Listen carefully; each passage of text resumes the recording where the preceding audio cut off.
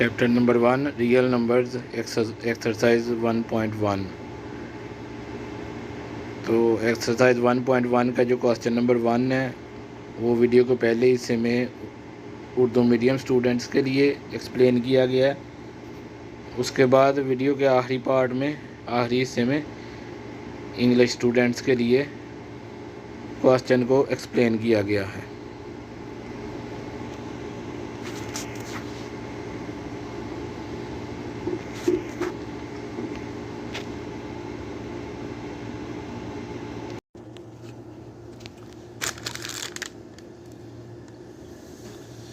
Math for 9th class, new book exercise 1.1।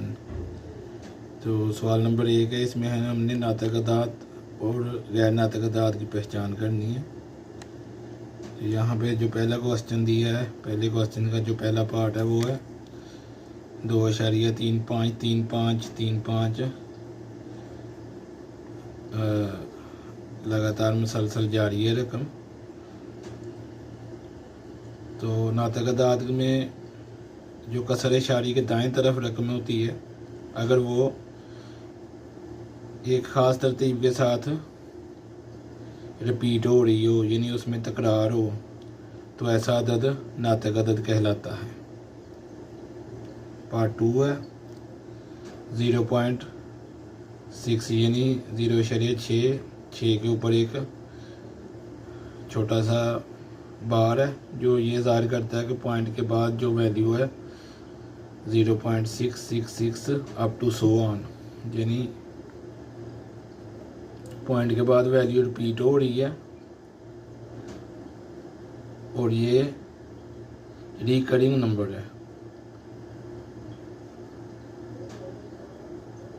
गैर मुख्ततम रकम है। तो इसको हम नातक अदद लिखेंगे।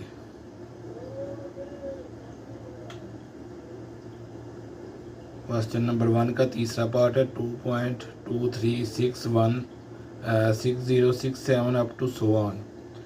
तो यहाँ पे जो कसर इशारी है यानी इशारिया वाली रकम है, इशारे के दाएं जानब जो रकम है हमारे पास वो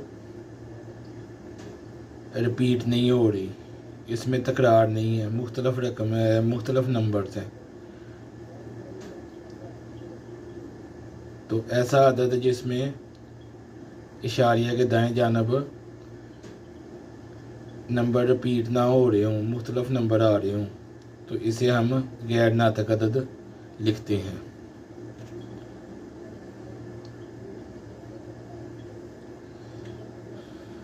नेक्स्ट पार्ट है 7 का जज़र यानी कि √7। तो जज़र के अंदर अगर हमारे पास कोई रकम मुकम्मल मुरब्बा की फॉर्म में हो, मुकम्मल मुरब्बा की शक्ल में हो, तो उसको हम नातक अदद लिखते हैं। और अगर जज़र के अंदर जो रकम है वो मुकम्मल मुरब्बा ना हो तो वो एक गैर नातक अदद होता है। तो मुकम्मल मुरब्बा जो रकमें हैं वो 4 है, 9 है, 16, 25, 36, 49, 64, 81, 100 अप टू सो ऑन चलती हैं। तो यहाँ पे जज़र के अंदर जो रकम है वो मुकम्मल मुरब्बा नहीं है, यानी √7। और इसको अगर हम हल करें तो वो आ जाता है 2.6457 मुसलसल। तो पॉइंट के बाद जो वैल्यू है वो रिपीट नहीं हो रही, मुख्तलिफ नंबर्स लिखे हुए हैं, तो ये एक गैर नातक अदद लिखा जाएगा। नेक्स्ट पार्ट है ई यानी Euler value, Euler numbers. Euler number जो है इसकी वैल्यू होती है 2.71828 अप टू सो ऑन, यानी यूलर नंबर की वैल्यू फिक्स वैल्यू है,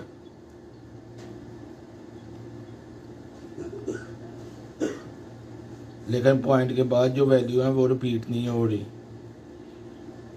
तो यहाँ पे यूलर नंबर जो है वो गैर नातक अदद लिखा जाएगा। नेक्स्ट पार्ट है पाई। पाई नंबर की वैल्यू भी फिक्स होती है, लेकिन वो गैर अंदाजी रकम है,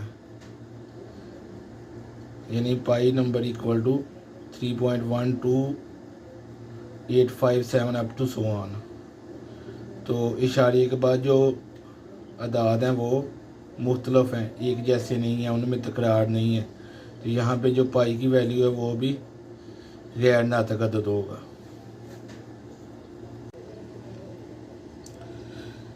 नेक्स्ट पार्ट में हमारे पास वैल्यू आ गई है 5 + √11, यानी जज़र के अंदर जो हमारे पास रकम है 11 है, वो एक मुकम्मल मुरब्बा नहीं है, तो लिहाजा भी ये एक गैर नातक अदद लिखा जाएगा।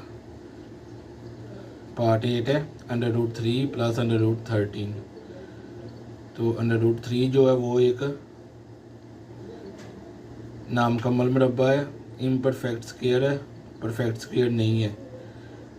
तो दूसरी वैल्यू हमारे पास √13, ये भी एक परफेक्ट स्क्वायर नहीं है। तो यहाँ पे पार्ट 8 जो है ये भी गैर नातक अदद होगा। पार्ट 9 15/4। तो ऐसी वैल्यू जिसको हम P/Q की फॉर्म में लिख सकें वो एक नातक अदद होता है। तो यहाँ 15/4 यानी 15/4 एक नातक अदद है।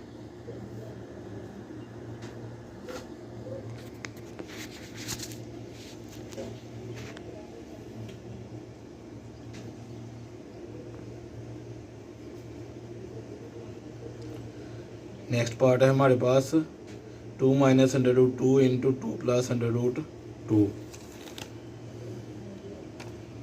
यहाँ पे हमारे पास 2 और ये वाला 2 सेम वैल्यू आ रही हैं। तो जब ब्रैकेट के अंदर दो वैल्यू मल्टीप्लाई हो रही हूँ तो हमारे पास दो वैल्यू सेम आ जाए तो उनको हम स्क्वायर फॉर्म में लिखते हैं, 2 होल स्क्वायर। प्लस और माइनस को मल्टीप्लाई करेंगे हमारे पास माइनस आ जाएगा। यहाँ पे √2 सेम वैल्यू तो इसको हम होल स्क्वायर में लिखेंगे। 2 का होल स्क्वायर 4 आ जाएगा। यहाँ पे होल स्क्वायर जो √ के साथ कैंसिल हो जाएगा, तो बाकी हमारे पास 2 रह जाएगा। 4 - 2 = 2। तो ये भी एक नातक अदद है।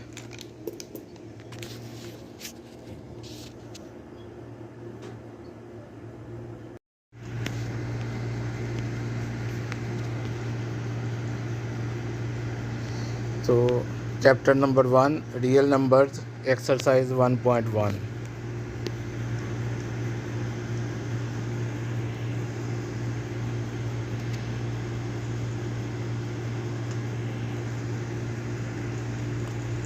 Identify each of the following as rational और इरेशनल नंबर्स।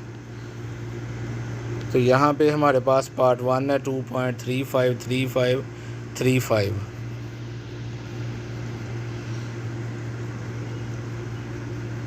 तो ये एक डेसिमल फ्रैक्शन है और पॉइंट में राइट साइड पे 3.353535।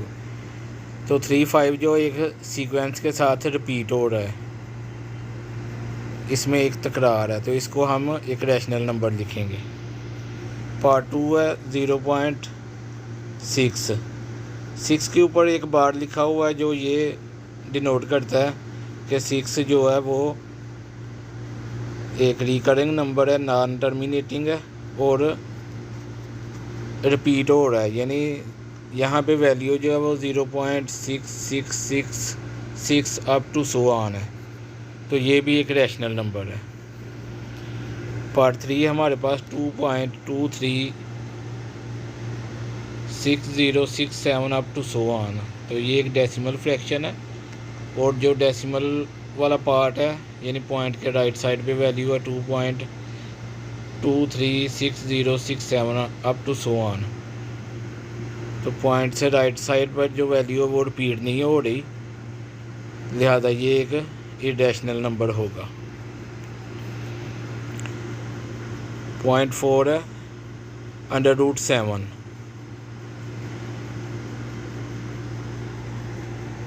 तो यहाँ पे हमारे पास अंडर रूट वाली वैल्यू है। अगर तो ये परफेक्ट स्क्वायर होती या मुकम्मल मुरब्बा होती तो फिर ये रैशनल नंबर होना था, लेकिन यहाँ पे अंडर रूट 7 जो है 7 वैल्यू हमारे पास है, जो कि एक मुकम्मल मुरब्बा या परफेक्ट स्क्वायर नहीं है, तो ये फिर इरेशनल नंबर होगा।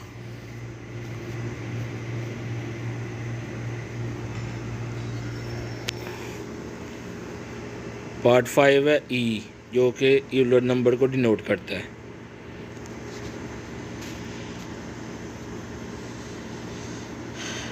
तो यूलर नंबर की वैल्यू हमारे पास होती है value of Euler number 2.71828 up to so on.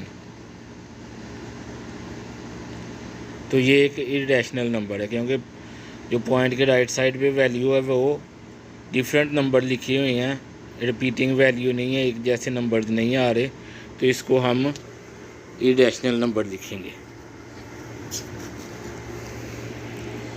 Part 6 है पाई।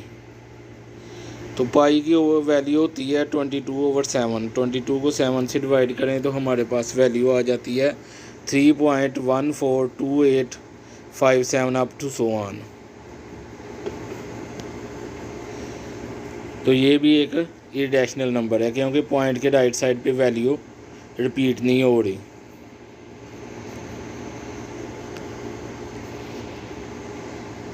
पार्ट 7 है हमारे पास 5 + अंडर रूट 11। तो यहाँ पे भी हमारे पास अंडर रूट वाली वैल्यू आ गई है, जो कि एक परफेक्ट स्क्वायर नहीं है, कम्मल मुरब्बा नहीं है, तो ये भी इरेशनल नंबर लिखा जाएगा। पार्ट 8 है अंडर रूट 3 + अंडर रूट 13। तो यहाँ पे दो वैल्यू अंडर रूट वाली और दोनों ही इम्परफेक्ट स्क्वायर हैं, परफेक्ट स्क्वायर नहीं है, तो ये भी एक इरेशनल नंबर होगा।